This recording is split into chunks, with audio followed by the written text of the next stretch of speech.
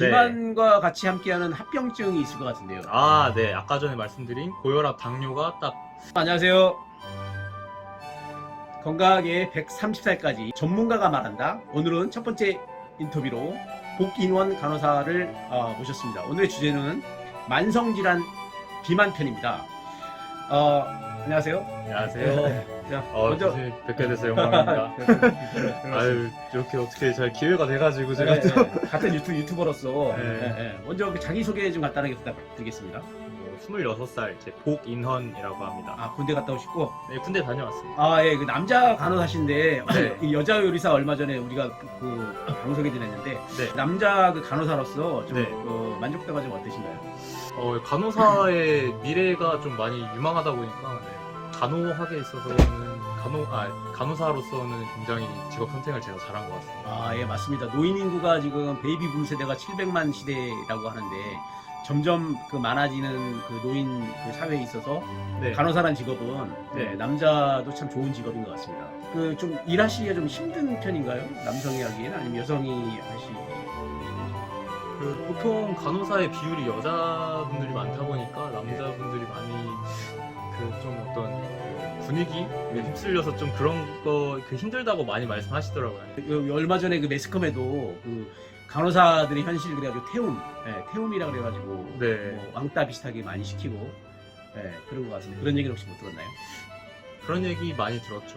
그거는 이제 각자 개인 하기 나름인 것 같아요. 아, 이직률이 높다. 네, 이직률 높고. 그 요리사도 마찬가지고 이직률은 어디 가나 뭐 많이 있는데 네. 한 의무를 꾸준하게 파면 이게 간호사도 옛날과 같지 않게 좋은 직업군인 것 같습니다. 전문적인 직업군이고. 네, 그렇죠. 예, 예. 네. 뭐 잘 해보시기 바랍니다. 두 번째 그 주제로 넘어가서 그 만성질환과 그 비만의 현실에 대해서 굉장히 궁금합니다. 먼저 그 만성질환이 어떤 건지 좀 설명해 주시겠어요?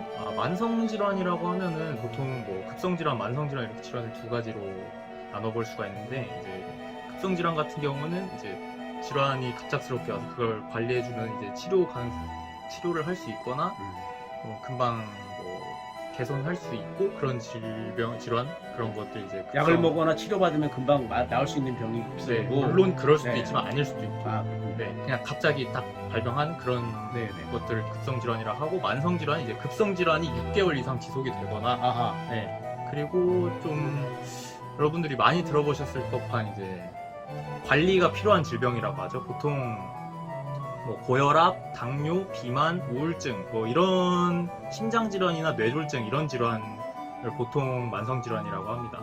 그러니까 평생 동안 안고 가야 되는 병. 네, 안고 가야 되고 평생 동안 관리해야 되는 병입니다. 아, 예.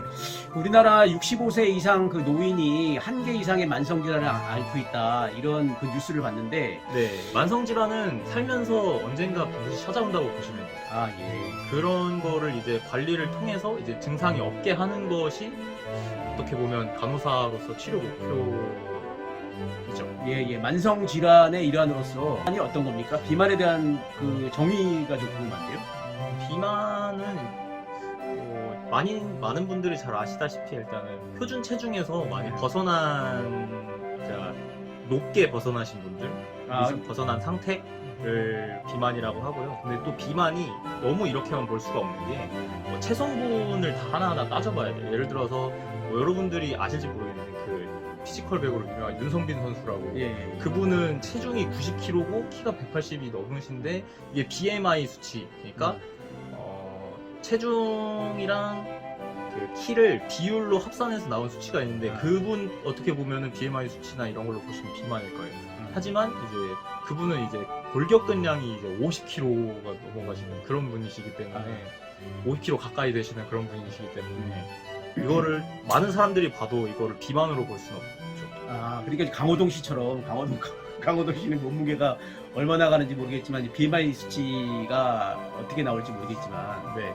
근데 그분은 비만이신 것 같아요. 아, 예. 그분은 체지방량이 많아 보이죠. 그러니까 이제 일반인들한테 이게 BMI 수치로 인해서 비만을 정의 내리는 판단 기준이 분명히 있다라는 얘기죠. 네, 있습니다. 우리나라 비만의 현실이 어떻습니까? 우리나라 비만율이 제가 최근에 어떤 기사를 봤는데 예.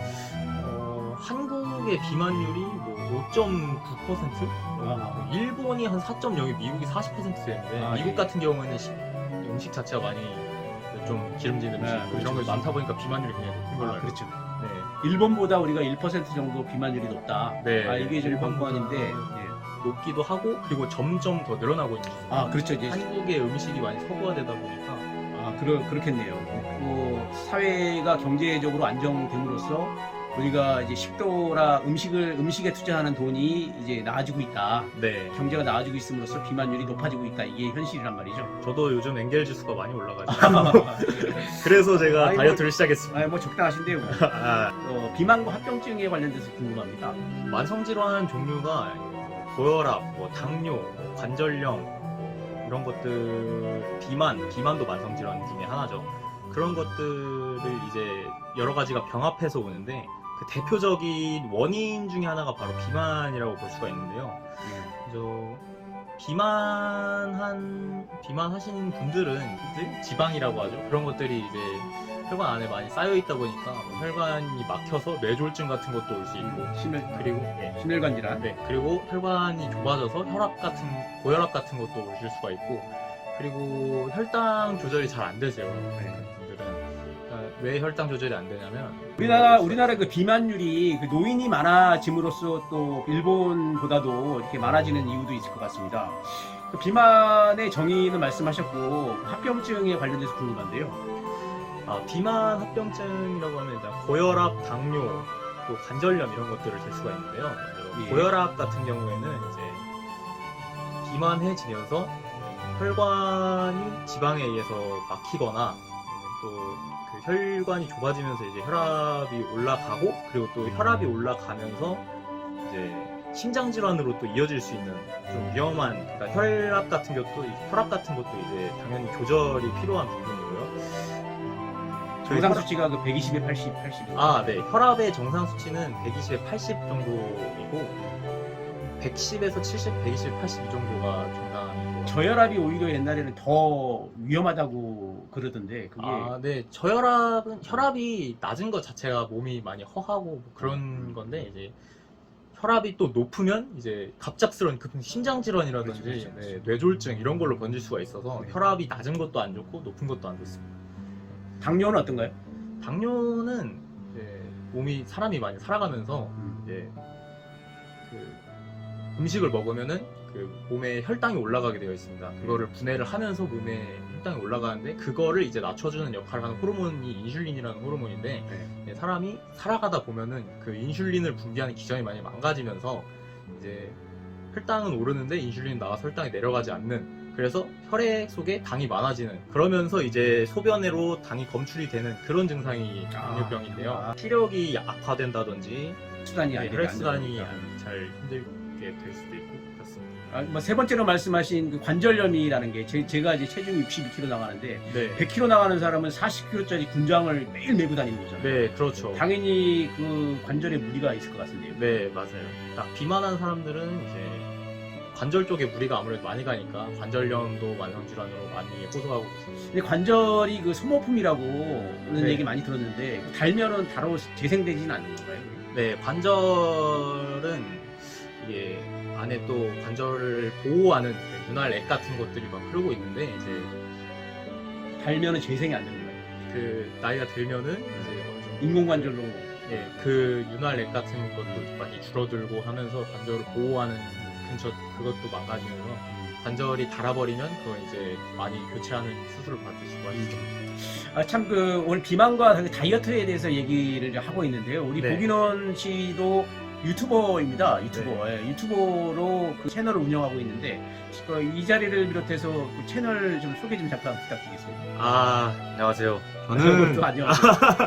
저는 그 유튜브 복시라는 채널을 운영하고 있는 저는 실명 보기넌인데 그냥 군대에 있을 때 선임이 자꾸 복시 이렇게 불러가지고 그렇게 이름을 정했고요. 그냥 시작하게 된 계기는 다른 게 없어요. 직장에 들어가야 되는데 이런 모습으로 좀 제가 살이 많이 쪘었거든요. 지금도 그렇게 많은 편은 아니지만 좀 직장에 들어가서 이제 좀 너무 부한 모습을 보여주면은 아무래도 간호사니까 좀 굼뜬 모습을 보여주면 안 돼. 빠릿빠릿한 모습을 보여줘야겠다라고 생각해서 이렇게 살을 빼야겠다라고 결심을 하고 그리고 어떻게 하면 살을 뺄 수가 있지라고 했는데 뭔가 욕 먹으면서 빼면 잘 뺄 것 같더라고요. 그래서 여러분들에게 뭐 다른 시청자 여러분들에게 뭐 하루에 먹은 것을 이제 올리고 그리고 뭐 소통도 많이 하면서 그렇게 일기 쓰는 식으로 하기 위해서 이제 유튜브를 만들었습니다. 아까 지금 보니까 그 다이어트가 50 며칠차가 올라와 있는 것 같은데 네. 지금 많이 정리가 된 건가요? 아 지금 인스타그램에는 제가 54일 차까지 어떤 걸 먹었는지 기록을 했는데 네. 이 유튜브는 이제 매일 올리기가 좀 힘들다 보니까 이제 일기로 정리는 해놨는데 이제 제가 또 더빙도 해야 되고 이래서 보니까 조금 밀려 있긴 한데 금방 금방 따라갈 수 있습니다. 그때 제가 다이어트를 1월 25일 그때 첫 시작했을 때가 101kg였어요. 지금은 이제 88kg로 한 13kg 정도 빠진 상태입니다. 아유 대단하십니다. 그러면은 그 다이어트가 지금 50일째 지금 하시고 계시다는데 근데 네. 한 20kg를 좀 감량을 하셨는데 아니 한 13kg. 13kg를 감량을 하셨는데 네. 가장 어려웠던 점이 뭡니까? 아무래도 음식의 유혹 같은 게 있었는데. 일단 덜 먹는 게 제일 힘들었고요. 그리고 이제 또 친구들이 약속 되게 많이 들어오는데 제가 그거를 나 다이어트 해야 돼 다이어트 이런 식으로 다 캔슬하고 그러니까 의지가 굉장히 중요한 것 같은데 그 영상을 보니까 근데 술 드시는 장면이 굉장히 중요한데 가끔 가끔 애들 만나서 그런 걸 수도 있습니다. 네. 그렇게 마시고는 합니다. 예. 그래서 술 많이 좋아하죠. 술 참는 것도 많이 힘들어요. 제가 알기로는 그 알코올도 네. 그 칼로리를 내는 걸로 알고 있는데요. 네, 아마 한 소주 한 잔에 한 7.1kcal 칼로리의 배사가 이루어진다고. 그러니까 이제 하더라고요. 그 알코올이 그람당 7칼로리니까 뭐 알코올 도수 따지면 뭐 1g 정도 되겠네요, 그죠? 그렇죠. 제가 네. 계산을 정확하게 해봐야겠지만. 예. 그러니까 가장 어려웠던 점을 좀 얘기하고 있는데요. 네. 뭐 음식의 유혹, 맛있는 음식의 유혹에 대해서 얘기하셨고, 네. 운동은 어떻게 하시고 계신가요? 운동 같은 경우에는 아직 근력 운동 위주로는 많이 안 하고 있고 다이어트 하는데 근력 운동이 필수긴 하지만 근력 운동은 이제 복근이나 이제 그런 쪽으로 하고 있고 이제 점핑 다이어트라고 하는 그 노래에 맞춰서 그 트램펄린을 뛰는 운동이 있어요. 그거를 메인으로 유산소로 하고 있어요. 클럽에 정기적으로 나가시네요. 네. 하루에 몇 시간 정도 하십니까? 하루에 1시간 정도 하고 있어요. 근력 운동 포함하면 1시간 반 정도. 근력 운동도 안 하지는 않으니까. 흔히 이제 일반적으로 얘기 들었을 때 다이어트 하시는 분들은 이제 음식을 끊는다든지, 급속도로 끊는다든지, 운동을 안 하고 약으로 해결한다고 많이 하는데, 약은 전문가로서 조언을 어떻게 하시나요? 저는 일단은 약 같은 경우에는 다이어트 약을 많이 추천하지는 않는 편이에요. 왜냐면 제가 다이어트 약을 3종류 정도를 먹어봤는데 왜냐면 저도 경험이 있기 때문에 이거는 전문가로서가 아니라 경험자로서 제가 말씀을 드리자면 일단 다이어트 약이 뭐 가르니시아 추출물이라고 하는 간에서 이제 그 지방으로 변환을 막아주는, 그러니까 탄수화물을 먹었을 때 그걸 지방으로 축적되는 걸 막아주는 효소가 들어있는 상품이 많아요. 그 다이어트 약 같은 경우에는. 그리고 그만큼 간이 그 일을 많이 하기 때문에 이제 밀크시슬이라고 하는 간 기능 개선제도 많이 넣어서 그 다이어트 제품을 만들고 있는데, 흔히 뭐 맥스컷이라고 하는 제품도 있고 그리고 여러 가지 제품들이 있는데 이게 제가 느낀 바로는 막 뜨겁긴 해요. 몸이 막 뜨겁고 막 그런 느낌이 딱 있어요. 그래서 이거 빠지는 것 같은데 하는데, 근데 그만큼 이제 또 몸이 힘든 거를 허해지고 힘든 걸 많이 느껴서 결국엔 또 음식을 찾게 되고, 그리고 또 음식을 먹은 만큼 또 다이어트 약에 의존하게 되고, 지금은 다이어트 약을 전혀 먹지 않는데 오히려 13kg 뺐고, 그때는 다이어트를 먹어서 몸이 힘든 것 때문에 좀 살이 오히려 더 안 빠졌었던 것 같아요. 그래서 다이어트 약은 추천하지 않습니다. 근데 또 이런 분들이 있을 수도 있어요. 아니 다이어트 약을 먹으면서 지금처럼 식단을 했으면 빠지지 않았겠냐, 이럴 수도 있는데 그 여러분들이 직접 해보시고 정말 힘듭니다. 이처럼 다이어트가 쉽지 않은 일이라고 지금 하는 것도 정말 힘들어요. 알고 있는데요. 그러면 그 다이어트 약은 전부 다 그 임상 실험부터 해가지고 다 거친 건가요? 몸에 그 정확한 거는 저도 소비자로서의 입장이기 때문에. 하여튼 다이어트와 그 생활에 대해서 지금 그 이야기하고 있습니다.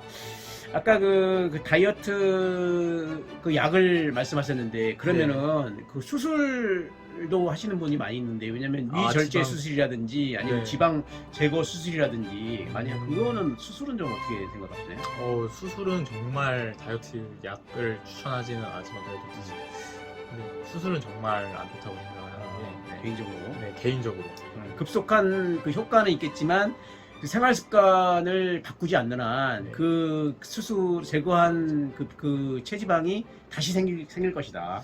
근본적으로 이 근본적으로 그 체질을 개선하기 위해서는 생활 습관을 바꿔야 된다. 네. 네, 이런 일단 예, 제가 이야기입니다.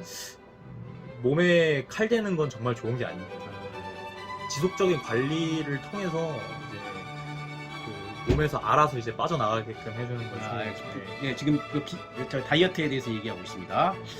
자, 그럼 아까 그 다이어트 음식에 대해서 좀 얘기를 할 건데요. 네. 술을 좀 얘기하셨는데 네. 그 안주를 안주를 많이 먹어서 그 비만이 많이 올 수 있다 이런 얘기와 술을 아까도 말씀하셨듯이 그람당 7칼로리를 내는 이 술이 그 비만의 그 독일 것이다 이런 의견에 대해서 어떻게 생각합니까? 일단 술 같은 경우에는 다이어트 하는 사람들에게 있어서는 독이라고 할 수 있죠.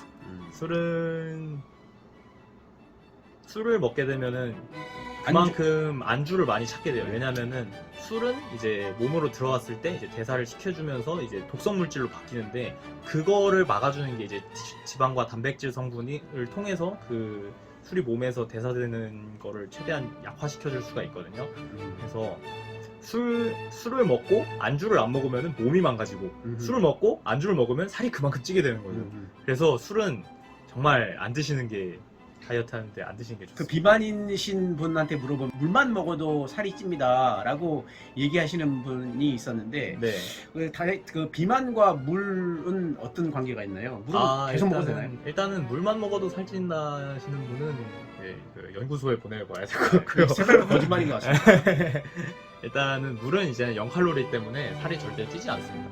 그리고 이제 물을 먹으면은 그만큼 몸에서 물이 몸에 들어가면 그만큼 물이 몸에서 순환을 하고 소변으로 다 빠져나가기 때문에 일단 살이 찌지 않고 그만큼 대사 활동을 더 활발히 해주기 때문에 제가 알기로 이거는 제가 어디서 들은 말인데 개인적으로 알고 있는 건데 물은 1리터를 마시면은 몸에서 200kcal의 대사 활동을 한다고 알고 있어요. 그래서 물은 오히려 많이 마실수록 살이 빠지는 그리고 피부도 좋아지고 그렇죠. 네. 이제 그 미는 잠꾸러기와 물을 많이 마신다는 얘기인데 네.